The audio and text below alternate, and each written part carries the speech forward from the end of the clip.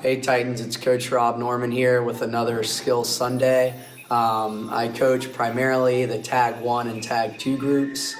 We're here today to talk about catch-up drill and backstroke. Now normally when we do this drill in Tag 1 and Tag 2, we either have a cup on our head or a hat, mainly because the first thing we're trying to do with this drill is set up our proper head position and body alignment. When you're swimming backstroke, you're trying to get your hips up close to the surface, keeping that head in line, and really trying to get your body as high up on top of the water as you can. After that, you'll bring those arms up, once you get up to the surface, so they're 90 degrees coming out of the water, fingertips straight up to the ceiling. Now you can do it with your arms leading with your thumbs, or you can kind of lead with your back of the hands.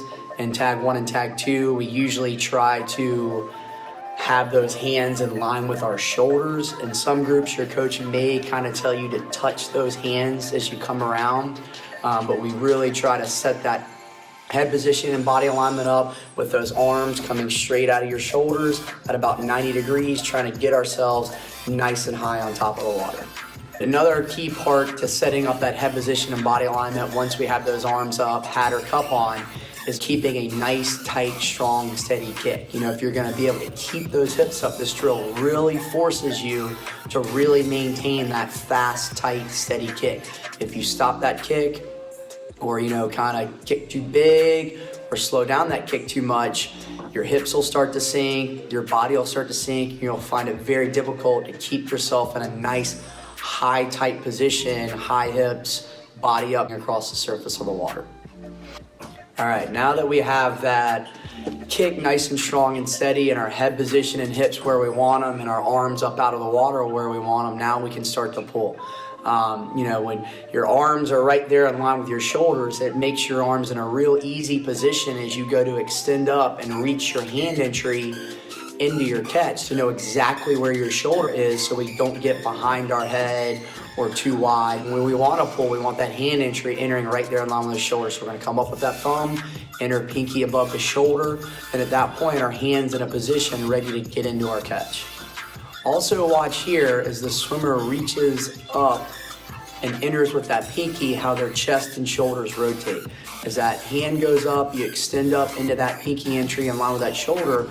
You want to rotate so that opposite shoulder and armpit clear up out of the water.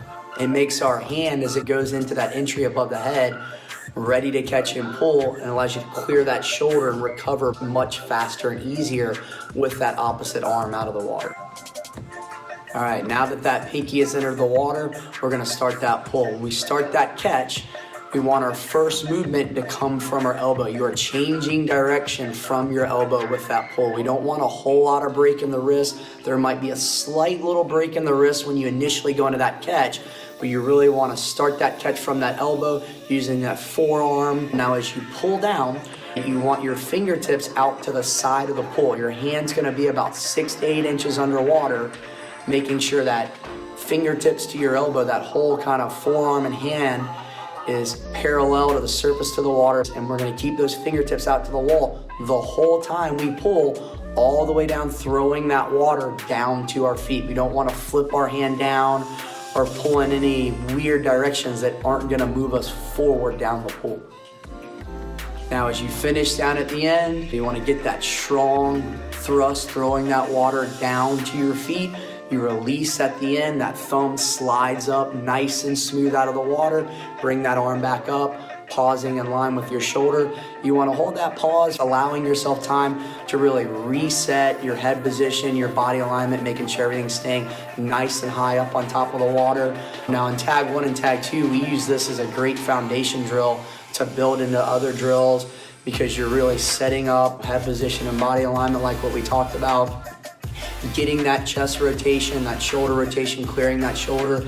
We like to take these drills in a 6-kick switch, rifle, single arm, because it really just allows you to kind of set everything up, know where your shoulders are, get a good strong pull. So as you go into drills that require a lot more movement and body control, it really gives you a good base to kind of springboard off of. Hope everybody had a great time tuning in on this Skill Sunday. Stay tuned, we should have another one coming up real soon with another one of your Titans coaches.